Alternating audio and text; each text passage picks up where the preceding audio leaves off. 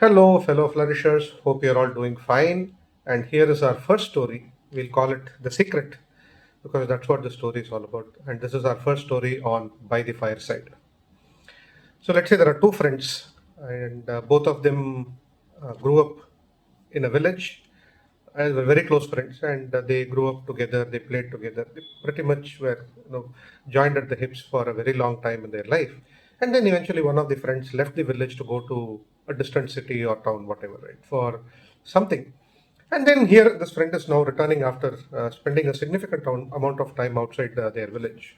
So naturally, both of them are very excited to meet each other and then exchange stories and how life has treated them, etc.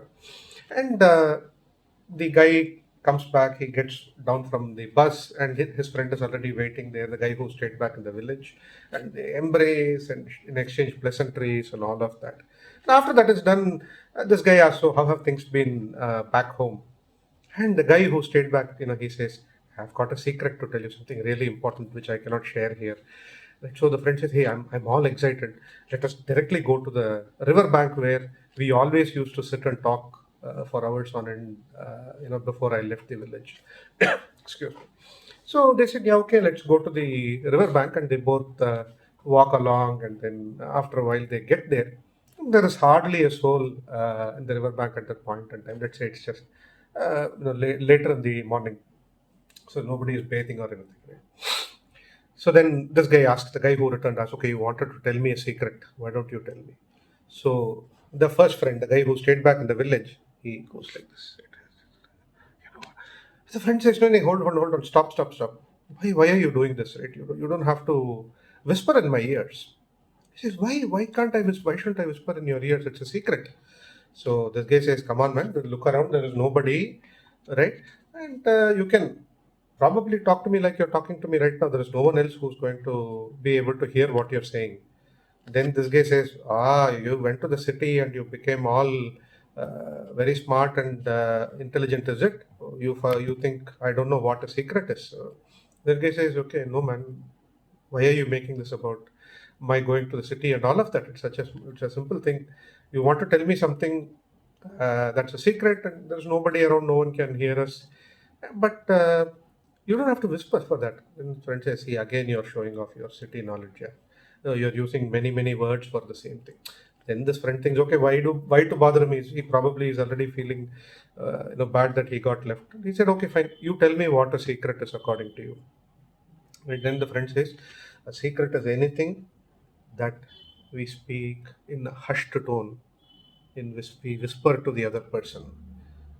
Then he says, "Yeah, that's right. But we used to do that in class because there were 20 other students who were sitting, or when our families were there, we used to do that because others shouldn't hear. Now nobody is there. But yeah, if that is what you think a secret is, I'm fine. But I'm a little sensitive these days. My ears, so don't come too close." But then this guy says, "Then how can I tell you the secret?" And suddenly there is a big catch 22 situation, a deadlock. Right, both of them are stuck for a moment.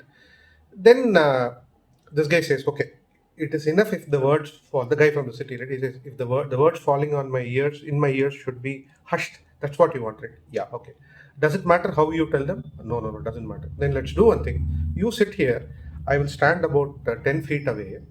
You speak in your normal voice. It will fall in my ears in a hushed tone, just as a secret." Somehow this guy thinks, okay, at least fine. For him, it is a secret. He's listening to it in hushed tones or in a whisper. So that is fine. I'll do it. Then he goes back and stands. The friend, the guy who came back, who goes and stands. And this guy starts to say something.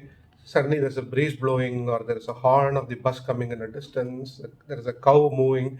So they get, suddenly there is all the ambient noise from the distance is actually interfering with him being able to convey the message properly. This guy being able to hear the message properly. Right. So they get irritated. Then there's one guy passing.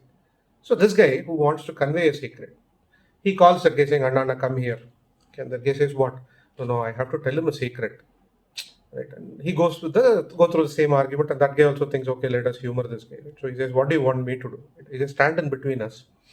Okay. I will speak in a certain tone. He's not able to hear it because of the noise. You convey it in kind of a hushed tone. So then he starts speaking. This guy is also not able to hear properly. Then he calls another guy and says, "Hey, look, this is what a secret is. It has to be said in hushed tones. So you come. I will. He will tell me something. I'll go closer. Then I will tell you. You pass on the message." Suddenly, after a while, there are about 7, 8, 9, 10 people in between these two characters. Okay. Then what happens is this guy says something. Okay, and then his this guy, the other guy listens. Then it gets passed on, right? And suddenly people are asking, but why did this happen in this story like that? Whatever he's saying, why is it right or wrong?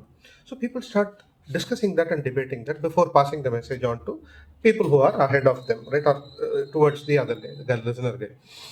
Eventually, what happens is the story gets twisted, changed, turned. The narrative goes through a lot of massaging, as we put it, right? A lot of refinement, enhancement.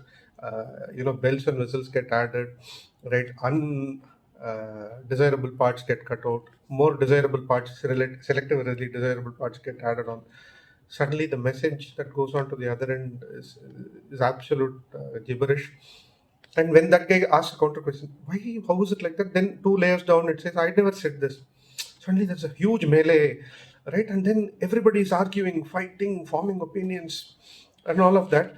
And eventually, the kind of cacophony is so bad, and all of that without purpose.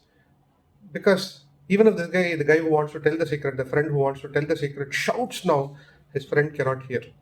Then at one point, this guy gets so irritated. He says, "All of you get lost. I don't want to. I don't have anything to tell my friend because no matter how I try, I'm trying to get something to him in hushed tones because it's a secret.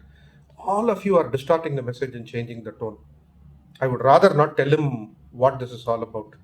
And he walks away in disappointment. Then his friend follows him, runs behind, and says, right, tells him, "You might as well have told this to me in a louder voice because look at all these people today. Whatever you wanted to tell me alone, all these fellows have heard it now, and they're all telling their own stories, having their own versions, having their own opinions on the story, on you, on me, on us, and everything else. Whoever is there in the secret, you tried to convey.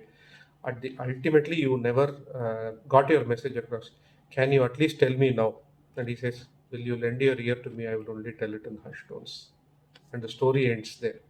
So, after listening to this, I said 3, 4, 5 minutes story. It's a 7 minute story. Sorry about that. But after listening to this, what is the first thing that comes to your mind? What kind of feelings or thoughts does it evoke? I'm keen on listening to that from you. It doesn't have to be a secret. We can all share that in open, I suppose. Thank you very much.